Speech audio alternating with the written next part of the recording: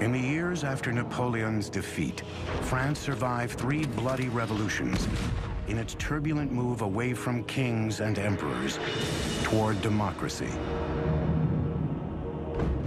The 1880s marked the zenith of the French Empire, a colonial superpower covering 1/3 of Africa, Indochina, and a wide swath of the Caribbean. The International Exhibition of Paris of 1889 was designed to celebrate the centennial of the Revolution and establish a new era of power and glory for France.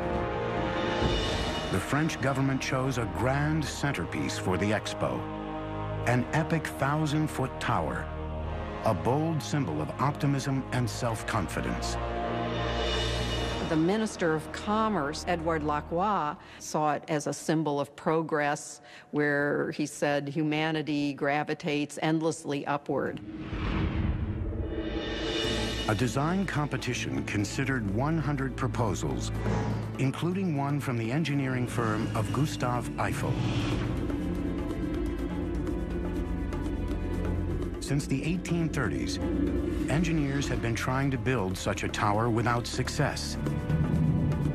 Eiffel's international reputation as a superb builder of enormous bridges and megastructures, and his elegant design for the tower, made him the easy winner.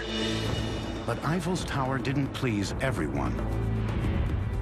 As soon as his design plans were made public, there was an enormous outcry from Parisian artists and intellectuals. It was claimed that it was ugly, it was industrial, it was useless. It was a travesty to the Parisian landscape, which contained all sorts of wonderful classical structures.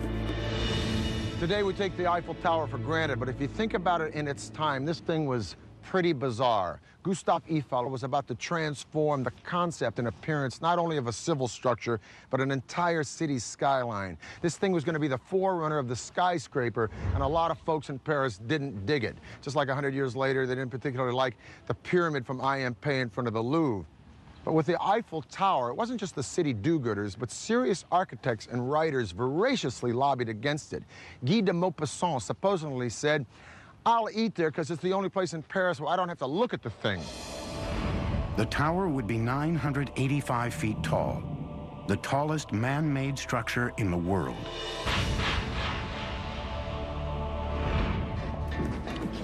In January 1887, Eiffel broke ground at the Champ de Mars on the left bank of the Seine and hit his first problem.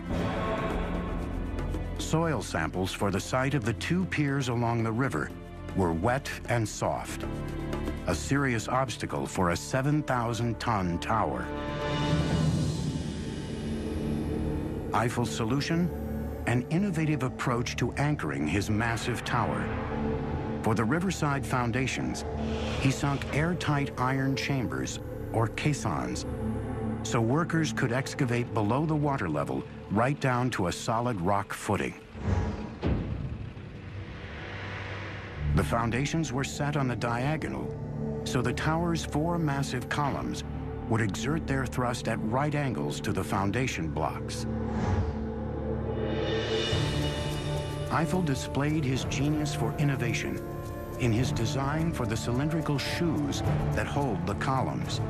In each, he placed a hydraulic piston so he could align the columns precisely once they were erected.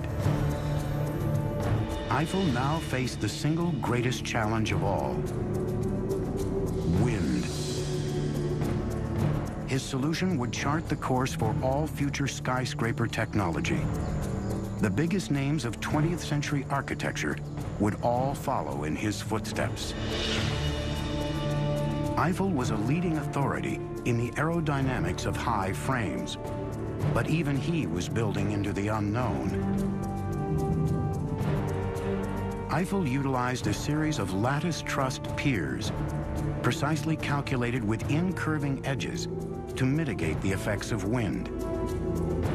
He designed the tower so that it would never sway more than 4 to 5 inches in the strongest wind.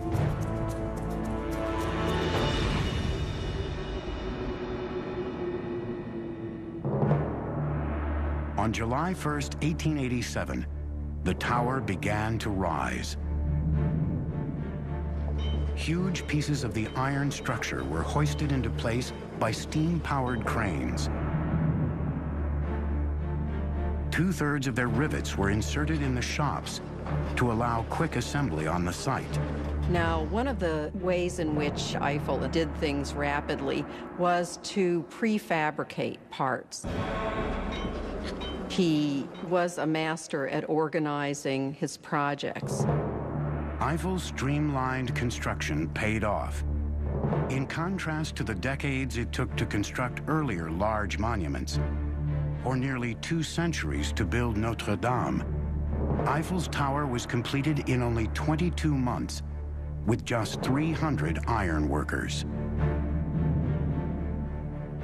When it was completed in 1889, Gustave Eiffel's masterpiece replaced the Great Pyramid of Giza in Egypt as the tallest structure in the world, a record it retained until 1930, when it was surpassed by New York City's Chrysler Building. What's wonderful about the Eiffel Tower is that it so horrified the French for the first few years after it was built. It reflected French technological modernity, architectural audacity that did not lay well with some of the traditional elites. And today, it's now regarded as simply beautiful. On June the 21st, 1889, the Eiffel Tower was open to the world. Gustave Eiffel conducted personally guided tours for many celebrities and royals, including Buffalo Bill, the Shah of Persia, the King of Siam, the Prince of Wales, even Thomas Edison. Young women bought dresses called Eiffel climbers. The tower was the hit of the exposition, attracting almost 2 million people. Gustave Eiffel had financed almost 80% of the tower in exchange for the proceeds from all the concessions. He got his money back within a year, and the tower eventually made him a very rich man. The Eiffel Tower symbolized an ideal Republican society. That is, the tower's made up of many small pieces that interconnect and mutually support each other, all people from all walks of life mutually supporting each other in a democratic government, holding up the republic and moving it forward.